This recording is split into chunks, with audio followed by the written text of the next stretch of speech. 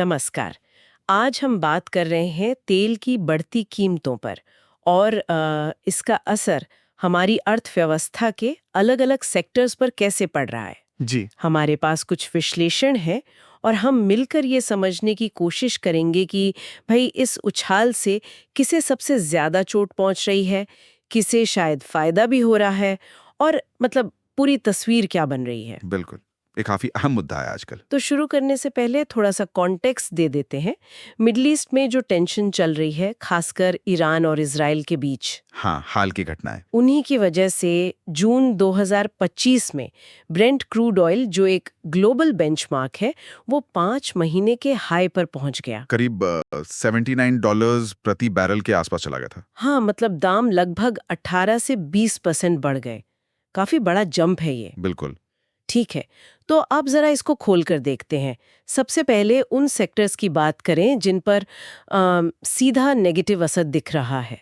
Aviation को ही ले लें। हाँ, एविएशन तो सबसे पहले हिट होता है। जेट फ्यूल का खर्चा, इनके ऑपरेशनल कॉस्ट का 40% तक हो सकता है। जी, कभी-कभी उससे भी ज्यादा। तो जब तेल इतना महंगा होगा तो जाहिर है इनके मार्जिन पर, मुनाफे पर भारी दबाव पड़ेगा। हाँ, ये बात बिल्कुल सही है। और देखिए, सिर्फ एविएशन ही नहीं, पेंट और टायर बनाने वाली कंपनियां हैं। अच्छा, पेंट और टायर भी? हाँ, क्योंकि कच्चे तेल से निकलने वाले डेरिवेटिव्स होते हैं, मतलब वो पदार्थ जो तेल से बनते हैं, वो इनकी लागत का लगभग आधा, अब समझिए 50 से 60% हिस्सा होते हैं। अरे बाप रे, 50 से 60%? जी, तो तेल महंगा हुआ तो मतलब इनका कच्चा माल महंगा हो गया, सीधा असर मुनाफे पर। और ऑटोमोबाइल सेक्टर, वहां भी तो दोहरी मार पड़ती होगी, है ना? बिल्कुल बिल्कुल। एक तो गाड़ियां बनाने की लागत थोड़ी बढ़ सकती है, और दूसरा जो ज्यादा बड़ा असर है वो क्या? वो ये कि जब पेट्रोल डीजल महंगा होता है तो लोग शायद नई गाड़ी खरीदने से पहले 2 बार सोचें, हाँ। या फिर अपनी गाड़ी कम चलाएं, तो डिमांड पर असर आता है। पेट्रोलियम फीडस्टॉक इस्तेमाल करते हैं। जो उनके लिए मतलब बुनियादी कच्चा माल है। अच्छा। तो तेल महंगा होने से इनकी प्रोडक्शन कॉस्ट सीधी बढ़ जाती है, और फिर ट्रांसपोर्ट और लॉजिस्टिक्स कंपनियां हैं। हाँ, ट्रक वाले, शिपिंग वाले। हाँ, उनके लिए तो फ्यूल ही सबसे बड़ा खर्चा है। डीजल महंगा हुआ नहीं कि उनका मुनाफा सीधे तौर पे घट जाता है। तो इन सब में एक पैटर्न दिख रहा है, मतलब कच्चे तेल पर इनकी सीधी निर्भरता है। या तो लागत बढ़ जाती है या डिमांड घट जाती है। जी बिल्कुल, पर इसमें भी थोड़ा फर्क होता है।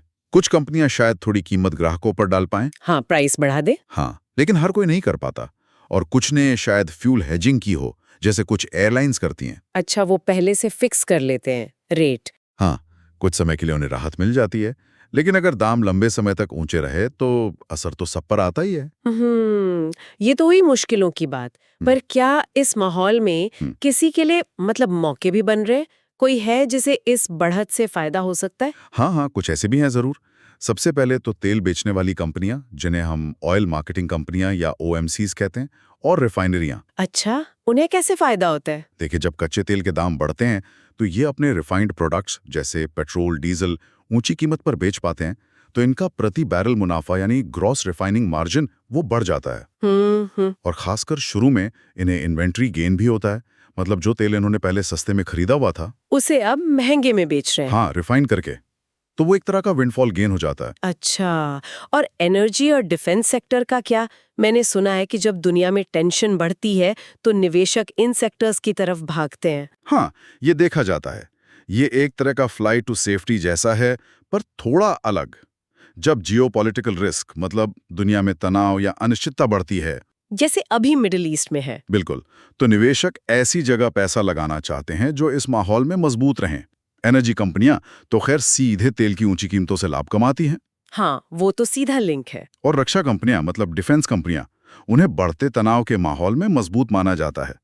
तो लगता है कि इनके ऑर्डर बढ़ेंगे, इसलिए इनके शेयरों में तेजी आ सकती है। लेकिन एक चीज थोड़ी कंफ्यूजिंग है। हमने ये भी देखा कि भारत में जब ब्रेंट क्रूड $75 प्रति बैरल के पार गया तो ओएमसीज के शेयर करीब 6% गिर गए। अगर उन्हें फायदा होता है तो शेयर गिरे क्यों? हाँ, ये भारत के खास संदर्भ में समझना होगा। यहाँ मामला थोड़ा पेचीदा है। कैसे? यहाँ अक्सर ये डर रहता है निवेशकों में कि अगर पेट्रोल डीजल बहुत ज्यादा महंगा हो गया तो सरकार शायद आम लोगों को राहत देने के लिए इन कंपनियों पर दबाव डालेगी कि वो कीमतें न बढ़ाएं या कम करें। अच्छा, मतलब सरकार उन्हें घाटा सहने को कह सकती है। हाँ, या कम से कम उनका मुनाफा कम हो जाएगा। तो इसी आशंका के चलते कि कहीं सरकार का हस्तक्षेप न हो जाए, निवेशकों ने शायद बिकवाली की हो। अच्छा, ये बात है। हम्म। तो मतलब तेल की ये महंगाई हम्म। बाजार में कुछ विनर्स बना रही है, कुछ लूजर्स। हम्म। लेकिन इसका पूरी अर्थव्यवस्था पर, मैक्रो लेवल पर क्या असर पड़ता है? अगर हम बड़ी तस्वीर देखें तो असर काफी बड़ा हो सकता है। कुछ अनुमान ये बताते हैं कि तेल की कीमतों में इतनी तेज बढ़ोतरी दुनिया की कुल आर्थिक ग्रोथ यानी जीडीपी को लगभग 1% तक कम कर सकती है। 1%? हम्म। ये तो काफी है। हाँ, और साथ ही ये महंगाई यानी इन्फ्लेशन को भी करीब 1% तक बढ़ा सकती है, क्योंकि ट्रांसपोर्ट महंगा होगा, कच्चा माल महंगा होगा, तो हर चीज थोड़ी थोड़ी महंगी हो जाएगी। और इसका नतीजा फिर ये होगा कि जो सेंट्रल बैंक्स ब्याज दरें घटाने का सोच रहे थे, वो शायद रुक जाएं। बिल्कुल, क्योंकि महंगाई काबू में रखना उनकी पहली जिम्मेदारी होती है। तो हो सकता है कि वो ब्याज दरें घटाने में और देरी करें। और एक चिंता और है, अगर मिडिल ईस्ट में ये तनाव कम नहीं होता तो ये भी डर है कि कहीं ब्रेंट क्रूड $100 प्रति बैरल के पार ना चला जाए। $100? हाँ, और अगर ऐसा हुआ तो फिर सप्लाई में रुकावट का खतरा भी बढ़ जाएगा।